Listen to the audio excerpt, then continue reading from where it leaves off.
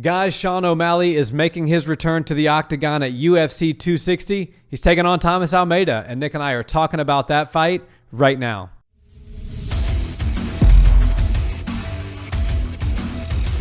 What's up, Barnhill family? Welcome back to the channel. Yo. Guys, if you're new here, we talk about all things combat sports, so if that's what you're into, we really appreciate a like, comment, and of course, a subscribe.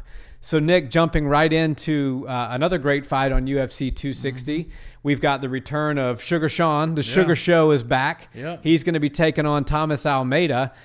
This looks like a great fight to me as far as on paper goes. The thing that really sticks out to me are the odds. Yeah. O'Malley is a minus 310 favorite to a plus 250 for Almeida.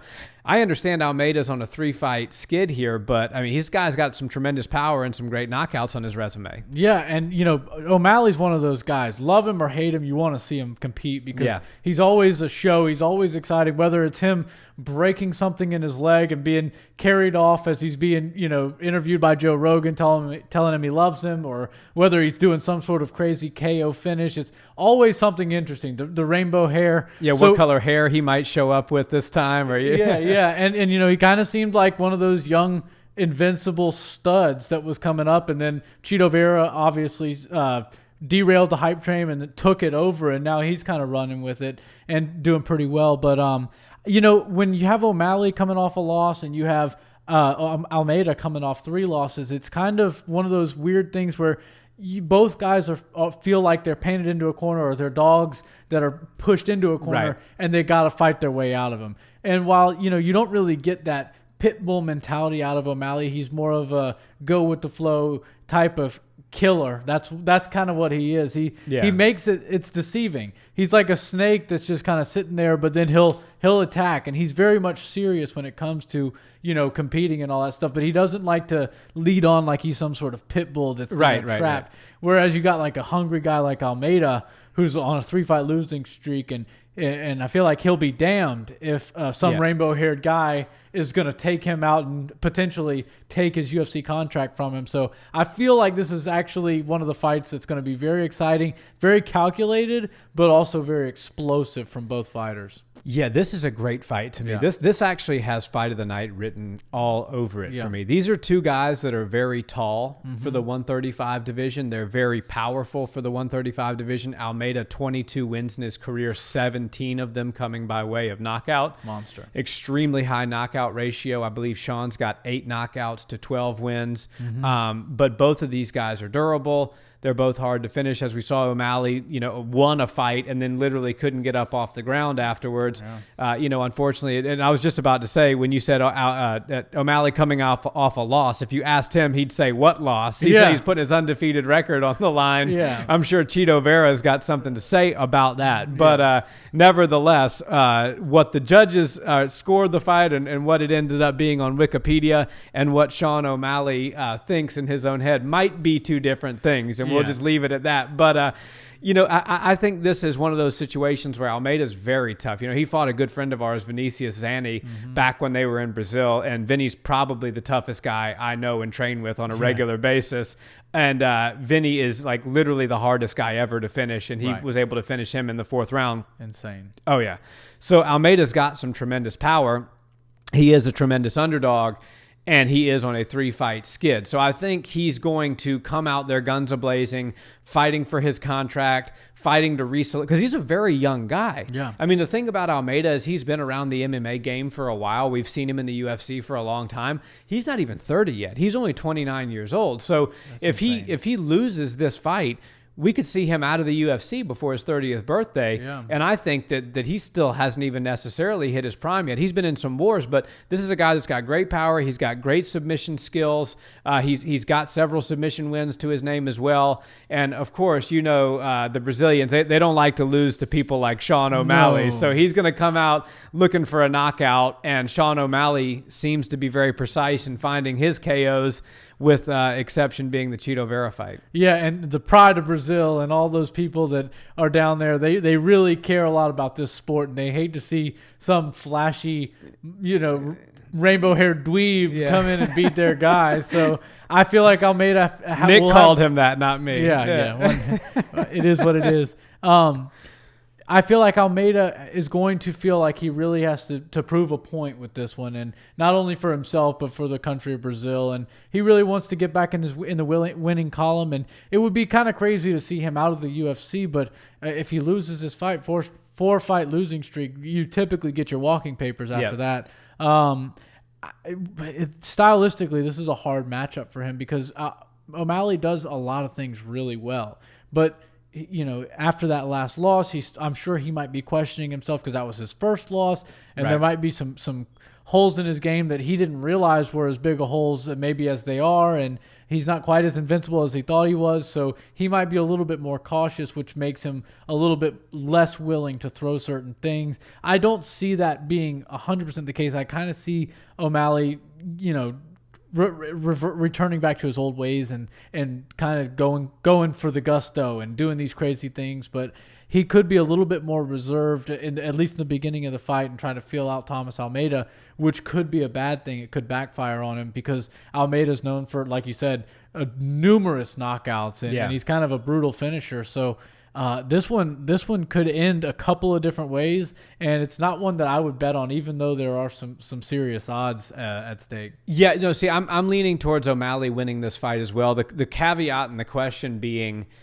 how serious is he about this being undefeated still? Yeah. Because I think, knowing his personality and seeing him on his podcast, he likes to troll. Yeah. And I believe that this is a troll, but I might be wrong. He might really be hyping himself up to think that he didn't lose that fight and think that he doesn't need to correct anything, and he couldn't be any more wrong if that's what he's thinking, not saying that it is. Yeah. Because Chito Vera did have a lot of success with the leg kicks. He was able to chop the tree down. Mm-hmm. Almeida can throw some heavy leg kicks. He knows how to do that as well. So how much revisiting and refinement did O'Malley do in between his loss in August and now, because this is quite a substantial layoff? He was a very active fighter after he came in, super hot. From the Contender Series. So is a lot of questions circling around O'Malley, which is why I think that these odds are very surprising. Yeah. I am personally going to take O'Malley to win this fight. I think he's going to be able to be a little bit sharper than Almeida. I think he's going to be able to catch him coming in. Almeida's going to be looking for the knockout, and O'Malley is very precise. I think we're going to see maybe late second, early third round TKO finish for O'Malley. Okay. But that said, if you're an Almeida believer, I would put some money on him because he's a plus 250 underdog. I'm confident Sean's is going to win, but I'm not confident enough to take a minus 310 odds. Yeah, I don't want to bet on this one, and don't bet with me on this one. But I kind of feel like O'Malley's going to be looking to gain some experience in the octagon and wants to take this thing to the judges. Almeida's probably going to try to get the finish on this one, and it really comes down to who comes out of the gate better. Whoever wins that first round, it's really going to indicate the rest of the fight, in my opinion. If O'Malley's able to come out and do his thing like he generally does in the first round, I see him rinse and repeating for another round, and then maybe giving up the third and final round, and then getting his hand raised to 2-1. But if he's really slow and kind of flat-footed coming out, I could see Almeida getting a jump on him for the first round and then getting the finish for the second round. It's hard to predict these sorts of fights. O'Malley, see, these are these types of moments where I'm sitting here filming the show and I don't exactly know going who back I want and to forth pick. in your head. I do it all the time. Yeah, it sucks. But O'Malley is. I want to say that the MMA world is aligning for him, but something's kind of telling me that Almeida is going to get his hand raised 2-1, and I just feel like maybe his back's against the wall. And he's going to be able to get it done. O'Malley, he's got a lot of injuries due to his legs. Mm-hmm. And I feel like a guy like Almeida knows to go for the injured areas. And if he's able to shut down his legs and slow down the unorthodox, skillful kickboxing that O'Malley brings, he's kind of going to be fighting a one-dimensional striker at that point. And I think he might be able to get the jump on him with some takedowns.